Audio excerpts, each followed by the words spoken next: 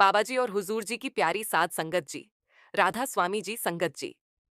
जब हम ब्यास जाते हैं तो वहां हम पैक लंच और ओपन कार दर्शन वाले दिन मिलने वाली प्रसादी लेकर आते हैं। और जाने अनजाने में कभी कभी हम इस लंगर और प्रसादी को अपने जानने वालों को दे देते हैं। लेकिन हम यह नहीं जानते कि ऐसा करना हमारे लिए कैसी स्थिति पैदा कर सकता है। आज हम आपको बताएंगे कि बाबा जी की प्रसादी और लंगर प्रसाद को हमें खुद इस्तेमाल करना चाहिए या किसी को दे भी सकते हैं। और इसके बाद हम आपको एक बहन की आपबीती भी सुनाएंगे, जब उसने रोटी और खाने पीने की चीजों का जीवन भर अपमान किया और अंत में मालिक ने उसे गले का ऐसा कैंसर दिया कि वह एक निवाले को भी तरस गई। पहले हम सुनते हैं उस संदेश को कि प्रसादी और लंगर प्रसाद क्या दूसरों को देना चाहिए।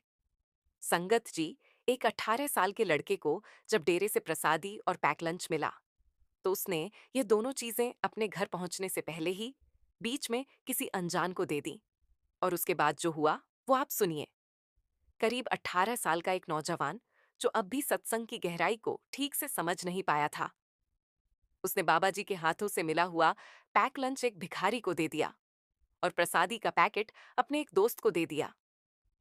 उसे लगा कि यह तो बस खाना है, किसी जरूरतमंद को दे देना पुण्य का काम है। लेकिन उसे यह समझ नहीं थी कि गुरु का दिया हुआ प्रसाद दूसरों में बांटने की वस्तु नहीं, बल्कि आत्मा की कमाई है। उसे खुद ग्रहण करना ही भक्ति का हिस्सा होता है। साथ संगत जी, गुरु घर की रोटी को जो लोग केवल रोटी समझकर खाते हैं, उनके लिए उसका कोई महत्व नहीं रह जाता। मगर जो इसे श्रद्धा, प्रेम और सच्चे मन से स्वीकार करते हैं, उनके लिए यह रोटी नहीं, गुरु की मेहर होती है। यही मेहर धीरे धीरे मन के विचारों को बदल देती है। कहावत तो आप सबने सुनी होगी, जैसा खाए अन्न वैसा हुए मन। ये कोई सिर्फ कहने की बात नहीं है, ये पूरी सच्चाई है। गुरु घर का अन्न यानी लंगर का प्रसाद मन को ऐसा बना देता है कि अहंकार धीरे धीरे गलने लगता है और भीतर का मन कोमल, प्रेममय और शांत हो जाता है। आइए अब उस लड़के की बात को विस्तार से सुनते हैं। ये लड़का अपनी माँ के साथ अकेला रहता है। ना उसका कोई भाई है, ना बहन और पिता का साया तो पहले ही इस दुनिया से उठ चुका है।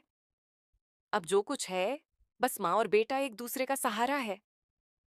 लेकिन ना जाने किस जन्म के कर्म ऐसे भारी थे कि इस बेटे की मां को एक गंभीर बीमारी ने घेर लिया।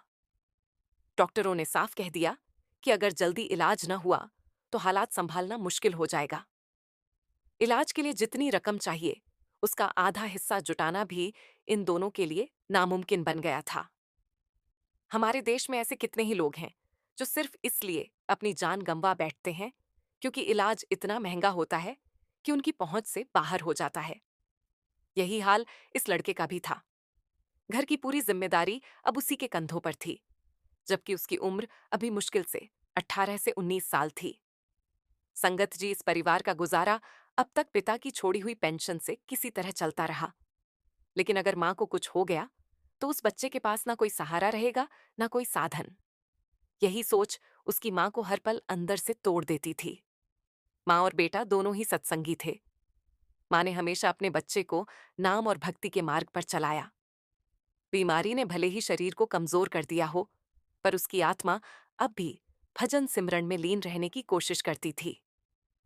जब वह स्वस्थ थी तो हर रोज 1 से 1.5 घंटा ध्यान और सिमरन जरूर करती थी। बीमारी ने उसके शरीर को रोका, लेकिन उसकी श्रद्धा और भक्ति को कभी नहीं। साथ संगत जी, यमा अपने क्षेत्र के सेंटर में एक समर्पित सेवादार थी। हर सप्ताह बड़ी लगन और श्रद्धा से सेवा करती थी।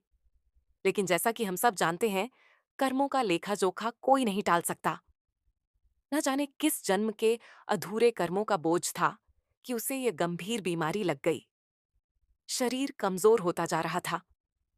लेकिन उसकी सबसे बड़ी चिंता अपनी बीमारी की नहीं थी, बल्कि इस बात की थी कि उसके जाने के बाद उसके 18 साल के बेटे का क्या होगा। वह सोचकर कांप जाती थी कि यह बच्चा इस दुनिया में एकदम अकेला रह जाएगा। दूसरी ओर यह लड़का भी सत्संग घर से गहरा जुड़ा हुआ था। हर इतवार को सुबह सुबह ठीक 6 बजे सेंटर में पहुंच जाता था और बिना थके लगातार 3 घंटे तक सेवा करता था। जब बाकी सेवादार थोड़ी देर बैठकर चाय पीते, ये लड़का तब भी काम में लगा रहता। उसके मन में अटूट विश्वास था कि बाबा जी उसकी माँ को जरूर ठीक कर देंगे। लेकिन माँ का मन धीरे धीरे डगमगाने लगा था। बीमारी बढ़ती जा रही थी और अब उसे लगने लगा था कि शायद उसका समय पूरा हो चला है। बावजूद इसके बेटा कभी हार नहीं मानता था। वह माँ को हर रोज हिम्मत देता और कहता, माँ देखना, बाबा जी सब ठीक कर देंगे। जो काम दवाइयां नहीं कर पा रही, वह बाबा जी के घर की रोटी और प्रसादी कर दिखाएगी। कुछ ही दिनों में दिल्ली में बाबा जी का भंडारा होना था। लड़के ने माँ से बात की और सेवा के लिए अपना नाम वहां लिखवा दिया। उसे पूरा विश्वास था कि गुरु घर की सेवा में जो शक्ति है, वही उसकी माँ को नया जीवन देगी। साथ संगत जी, यह लड़का अपनी माँ से हर दिन कहा करता था, माँ इस बार जब मैं दिल्ली जाऊंगा ना, तो वहां से आपके लिए बाबा जी के भंडारे का लंगर प्रसाद लेकर आऊंगा। आप जब वह प्रसाद खाओगी तो देखना, आप बिल्कुल ठीक हो जाओगी। माँ जानती थी कि बेटे के दिल में कितना गहरा विश्वास है, इसलिए वह मुस्कुराकर बस इतना कह देती, ठीक है बेटा, ले आना। उसे भी विश्वास था कि सब ठीक हो जाएगा। कुछ दिन बाद वह मौका आ ही गया। लड़का जत्थे के साथ दिल्ली रवाना हुआ। वहां पहुंचकर उसने पूरे मन से सेवा की, सत्संग सुना और बाबा जी के दर्शन किए। संगत जी, आप सब जानते हैं कि भंडारों के बाद जब संगत पार्किंग की तरफ लौटती है, तो रास्ते के लिए डेरे में जगह जगह पर पैक लंच के काउंटर लगाए जाते हैं, ताकि हर कोई प्रसाद साथ ले जा सके। उस लड़के ने भी बड़े प्रेम से अपनी माँ के लिए एक पैक लंच लिया। उसके मन में यह अटल विश्वास था कि गुरु घर की रोटी में वह ताकत है जो उसकी माँ की बीमारी को मिटा देगी। प्रसाद को अपने बैग में सावधानी से रखकर वो घर लौटने की यात्रा पर निकल पड़ा और मिश्री प्रसादी उसने एक दिन पहले ही ले ली थी। दोनों पैकेट उसने अपने थैले में डाल लिए और घर की तरफ चल दिया। पर संगत जी, रास्ते में जो कुछ उसके साथ होने वाला था, वो क्या गुरु की ओर से उसकी श्रद्धा की परीक्षा थी या सच में कोई कर्मों का खेल? यही अब आगे की घटना ने सबको सोच में डाल दिया। साथ संगत जी, जब वह लड़का दिल्ली से अपने गांव लौट रहा था, तो रास्ते में उसे एक बहुत ही कमजोर और थकाहारा बूढ़ा आदमी दिखाई दिया। उसके कपड़े मैले थे, चेहरा सूखा हुआ और ऐसा लग रहा था जैसे उसने कई दिनों से कुछ खाया ही ना हो। बूढ़े ने कांपते हाथों से उसे इशारा किया और पास बुलाकर उसके हाथ में पकड़े पैक लंच को देखने लगा। धीरे से वह बोला, बेटा, ये जो तेरे हाथ में है, क्या मुझे दे सकता है? मैं 2 दिन से भूखा हूं। लड़के ने नम्रता से कहा, बाबा जी, ये मेरे गुरु घर की रोटी है। मैं इसे अपनी माँ के लिए लेकर जा रहा हूँ। बूढ़े ने मुस्कुराते हुए कहा, बेटा, तू मुझे अपने बेटे जैसा लगता है। अगर तू ये रोटी मुझे खिला देगा, तो तेरा गुरु तुझ पर असीम मेहर करेगा। अब संगत जी, क्योंकि यह लड़का खुद सत्संगी था और जानता था कि बाबा जी हमेशा यही सिखाते हैं कि अगर रास्ते में कोई भूखा प्यासा या लाचार मिले और हम उसकी मदद कर सकें, तो बिना सोचे समझे करनी चाहिए, तो उसने पल भर भी देर नहीं की। उसने बड़ी श्रद्धा से वह पैक लंच उस बूढ़े आदमी को दे दिया। बूढ़े ने कांपते हाथों से पैकेट खोला और जैसे ही रोटी देखी, उसकी आंखों में चमक आ गई। वह रोटी को धीरे धीरे खाने लगा। लड़का बस वहीं खड़ा होकर उसे देखता रहा। उसके चेहरे पर एक अजीब सी तसल्ली थी। मन ही मन उसने सोचा, सच ही कहते हैं लोग, दाने दाने पर लिखा होता है खाने वाले का नाम। शायद ये रोटी मेरी माँ के लिए नहीं, इसी बूढ़े बाबा के लिए बनी थी। साथ संगत जी, जब उस लड़के ने रास्ते में अपना पैक लंच उस बूढ़े व्यक्ति को दे दिया, तो उसके मन में जरा भी पछतावा नहीं था। उसने सोचा, कोई बात नहीं, अगली बार जब बाबा जी के दरबार जाऊंगा, तब माँ के लिए फिर से लंगर प्रसाद लेकर आऊंगा। इसी भाव के साथ वह अपने गांव की ओर चल पड़ा। कई घंटों के सफर के बाद जब वह घर के पास पहुंचा, तो उसके गांव के कुछ दोस्त उसे मिल गए। वह कहने लगे, भाई, तू अपने धार्मिक स्थान से आ रहा है, तो हमें भी तो प्रसाद खिला। अब इस लड़के के पास सिर्फ मिश्री प्रसादी का पैकेट था और अनजाने में इसने वह पैकेट खोला और उन दोस्तों में बांट दिया। और यही उसकी सबसे बड़ी गलती हो गई। संगत जी, बाबा जी से कई बार इस बात पर सवाल हो चुका है कि क्या मिश्री प्रसादी किसी को दे भी सकते हैं? तो बाबा जी ने हमेशा यही कहा है कि अगर आपको विश्वास है कि सामने वाला प्रसादी की कदर करेगा, प्रसादी का अपमान नहीं करेगा, तो ही दे सकते हैं। लेकिन अगर उसने प्रसादी का अपमान कर दिया, तो फिर आपके ऊपर बोझ बढ़ेगा, क्योंकि मालिक ने प्रसादी आपको दी है और आपकी जिम्मेदारी है प्रसाद की कदर करने की। लेकिन अब यह लड़का अपने ऐसे दोस्तों को प्रसादी दे चुका था जिन्हें प्रसाद की कदर नहीं थी। उन्होंने प्रसादी के कुछ दाने नीचे गिरा दिए, कुछ अपनी जेब में डाल लिए, और उसी जेब में वो लड़के बीड़ी सिगरेट जैसी चीजें भी रखते थे। उन दोस्तों को प्रसादी के महत्व का नहीं पता था, लेकिन इस लड़के को तो पता था। फिर भी नादानी में इसने वह प्रसादी उन्हें दे दी और उन्होंने उसकी कदर नहीं की। कुछ ही देर में यह लड़का अपने घर पहुंचा तो देखा कि उसकी मां गहरी नींद में थी। उसने सोचा मां को अभी आराम करने दूं, और खुद के लिए कुछ खाने को रसोई में चला गया। लेकिन जैसे ही उसने रसोई में कदम रखा, उसकी नजर एक चीज पर टिक गई। बाबा जी के डेरे का वही पैक, लंच का खाली पैकेट वहां रखा हुआ था। उसने चौंक कर वह पैकेट उठाया, अंदर झांका। उसमें रोटी का एक टुकड़ा भी नहीं था। पल भर के लिए उसके हाथ कांपने लगे। मन में सवाल उठने लगा, ये कैसे हो सकता है? वह तो मैंने रास्ते में उस बूढ़े आदमी को दे दिया था, तो फिर ये यहां कैसे आया? थोड़ी देर बाद मां की नींद खुली। वह बहुत शांत और खुश दिख रही थी, जैसे किसी लंबे अरसे बाद चैन की नींद ली हो। बेटे ने पूछा, मां ये पैक लंच कहां से आया? तो मां कहने लगी, बेटा तू मेरे साथ मजाक कर रहा है। आज सुबह ही तो घर आ गया था ना, और ये पैक लंच तूने अपने हाथ से मुझे खिलाया था, और अब तू ही पूछ रहा है कि ये कहां से आया? लड़का हैरान रह गया। उसने धीरे से पूछा, मां सुबह मैं तो अभी अभी पहुंचा हूं, यहां कौन आया था? मां ने सरलता से कहा, कोई नहीं बेटा, तू ही तो था। तूने ही मुझे बाबा जी के डेरे का लंगर दिया था। मैंने वह रोटी खाई और फिर गहरी नींद आ गई। अब तो मुझे बहुत हल्का लग रहा है, जैसे मेरी सारी तकलीफें मिट गई हों। संगत जी, ये सुनकर लड़का स्तब्ध रह गया। उसका गला रंध गया। जिस लंगर प्रसाद को उसने रास्ते में एक भूखे बूढ़े को दे दिया था, वही प्रसाद किसी रहस्यमयी ढंग से उसके घर तक पहुंच गया था। अब वह समझ गया कि वह बूढ़ा कोई साधारण इंसान नहीं था। वह तो खुद गुरु की कृपा का रूप था। संगत जी, जब मां ने कहा कि बेटा तू तो आज सुबह ही आया था और तूने ही अपने हाथों से मुझे गुरु घर की रोटी खिलाई थी, तो लड़का हैरान रह गया। उसने धीरे से कहा, मां मैं मजाक नहीं कर रहा, मैं तो अभी कुछ देर पहले ही पहुंचा हूं। मां मुस्कुराई और बोली, बेटा अपनी मां के साथ ऐसे मजाक नहीं करते। मुझे साफ साफ याद है, तू आज सुबह। उसके मन में सवालों की आंधी चलने लगी। अगर मैं अब भी आया हूं, तो फिर सुबह घर पर कौन आया था, और यह पैक लंच का पैकेट रसोई में कैसे पहुंचा?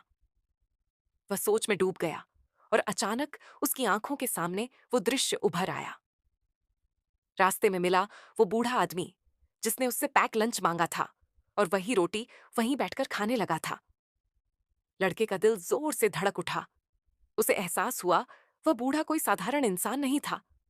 शायद वही बाबा जी थे जिन्होंने उसकी श्रद्धा की परीक्षा ली थी। उसकी आंखों से आंसू बहने लगे। वह भागकर मां के पास गया और सारी बात बताई। मां ने शांत भाव से सुना और आंखों में नमी ले बोली, बेटा तूने जिस बूढ़े को प्रसाद दिया था, वह और कोई नहीं, खुद बाबा जी थे। उधर तूने उन्हें रोटी दी और इधर उन्होंने तेरे ही रूप में आकर मुझे वहीं रोटी खिलाई। देख मेरे गुरु की क्या कृपा है, तेरे विश्वास को उन्होंने टूटने नहीं दिया। यह कहते हुए मां की आंखों से आंसू झरने लगे। उसने बेटे को गले से लगा लिया। दोनों के दिलों में एक ही बात थी, बाबा जी की महिमा अनंत है। और संगत जी, जैसा कि उस बच्चे ने विश्वास किया था वैसा ही हुआ। मां की तबीयत दिन ब दिन सुधरने लगी। जिन दवाइयों का असर पहले नहीं हो रहा था, वे अब जैसे चमत्कार करने लगी। कुछ ही हफ्तों में मां लगभग पूरी तरह ठीक हो गई। उस दिन जब मां ने प्रसादी के बारे में पूछा, तो लड़के ने बताया, वो तो मैंने अपने दोस्तों में बांट दी। तो मां ने समझाया, बेटा मिश्री, प्रसादी किसी को नहीं देनी चाहिए। अब तूने जो गलती कर दी वो तो नहीं सुधर सकती, लेकिन आगे के लिए ध्यान रखना। पैक लंच अगर किसी भूखे को खिला रहे हैं तो बाबा जी प्रसन्न होते हैं, लेकिन मिश्री प्रसाद हमें खुद ही इस्तेमाल करना होता है। अगर हमें मिश्री प्रसाद को दूसरों को देने की अनुमति होती, तो बाबा जी संगत में एक एक नहीं बल्कि दो दो या तीन तीन पैकेट बांटवाते, ताकि हम अपने रिश्तेदारों में बांट सकें। लेकिन बाबा जी सिर्फ एक ही पैकेट देते हैं, जिससे कि हम खुद उस प्रसादी की कदर कर सकें। लड़के ने अपनी भूल की माफी मांगी और संगत जी अब माँ और बेटा हर इतवार को साथ में सेंटर जाते हैं, सेवा करते हैं और हर बार लंगर प्रसाद लेते हुए सिर झुकाकर कहते हैं, धन्य है बाबा जी, जिन्होंने हमारे विश्वास को जीवित रखा और अपनी कृपा से हमें नई जिंदगी दी। साथ संगत जी, आप जरा वीडियो में जुड़े रहिए, क्योंकि अब मैं आपको लंगर प्रसाद की बेकदरी से जुड़ी एक ऐसी सच्ची घटना सुनाने जा रहा हूं, जिसे सुनकर शायद आपके रोंगटे खड़े हो जाएंगे। संगत जी, हम सब जानते हैं, चाहे रोटी घर की हो या गुरु घर की लंगर की, उसका कभी अपमान नहीं करना चाहिए। अन्न, यानी अन्न को देवता कहा गया है, क्योंकि इसी से हमारा जीवन चलता है। लेकिन अफसोस, बहुत से लोग बार बार सुनने और पढ़ने के बावजूद इस बात को नजरअंदाज कर देते हैं। कई बार लोग बचा हुआ खाना, रोटी या सब्जी बिना सोचे समझे कूड़ेदान में फेंक देते हैं, जैसे उसका कोई मूल्य ही ना हो। संगत जी, जो लोग अन्न की बेकदरी करते हैं, उन्हें यह बात समझनी चाहिए कि कर्मों का हिसाब कोई मिटा नहीं सकता। मालिक सब देख रहे हैं, और जब वह हिसाब चुकाने का मन बना लें, तो कभी कभी उसी पल इंसान को उसका फल दे देते हैं। और अगर देर होती है, तो वही कर्म कई जन्मों तक पीछा नहीं छोड़ते। आज मैं आपको एक ऐसी बहन की सच्ची आपबीती सुनाने जा रहा हूं, जिसने खुद संगत में खड़े होकर बताया कि मालिक ने उसके कर्मों का हिसाब कितनी जल्दी चुका दिया। उस बहन ने बताया, मेरी शादी एक सत्संगी परिवार में हुई थी। मेरे ससुराल का एक बहुत सख्त नियम था कि खाने की कोई भी चीज कभी बर्बाद नहीं की जाती। चाहे थोड़ी सी सब्जी बचे या एक टुकड़ा रोटी, उसे सम्मान से संभाल लिया जाता। लेकिन मेरी आदतें अलग थीं। मायके में कभी किसी ने यह सिखाया ही नहीं था कि अन्न की बेकदरी नहीं करनी चाहिए। इसीलिए शादी के बाद भी जब घर में खाना बचता, तो मैं बिना किसी सोच विचार के उसे कूड़ेदान में फेंक देती थी। वो आगे कहती हैं, एक दिन मेरी सास और ननद ने मुझे ऐसा करते हुए देख लिया। उन्होंने बहुत प्यार से समझाया, बेटी, ये गुरु घर की रोटी है, इसे यूं फेंकना बहुत बड़ी गलती है। अन्न की बेकदरी करने वाला इंसान अपने कर्मों का भारी बोझ खुद अपने सिर पर ले लेता है। आज के बाद कभी ऐसा मत करना। लेकिन उस बहन को उस समय इस बात का महत्व समझ नहीं आया। उसे नहीं पता था कि जिस रोटी को वह फेंक रही है, उसी रोटी में मालिक का आशीर्वाद छिपा होता है, और उसका अपमान करना दरअसल खुद अपनी किस्मत को ठुकराना होता है। आगे उसने बताया, जब भी खाना बच जाता, मुझे सारा काम चुभने लगता।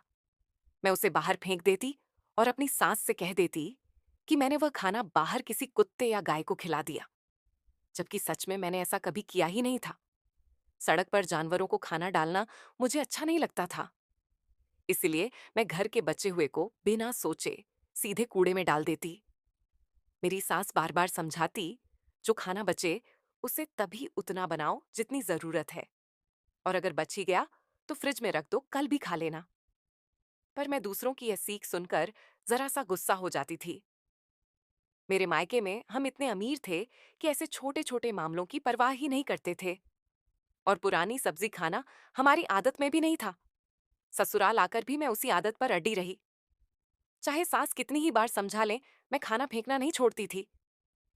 उन्होंने कई बार मुझे बीच में ही पकड़कर प्यार से बताया, बेटा, रोटी का अपमान करने वाला कड़ा फल भुगतता है। रोटी भी भगवान का रूप है। पर उस वक्त उनकी बातें मेरे लिए केवल फालतू उपदेश की तरह लगती थीं, और उनकी बार बार की जतन पर भी मैं नहीं मानी। इस तरह कई साल गुजर गए।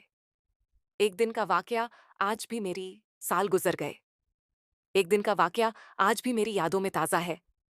मैं हमेशा की तरह बचे हुए खाने को फेंकने के लिए बाहर निकली थी। तभी मैंने देखा, घर के पास दो छोटे छोटे बच्चे, जो शायद किसी भिखारी के बच्चे थे, कूड़े के ढेर में कुछ खाने को ढूंढ रहे थे।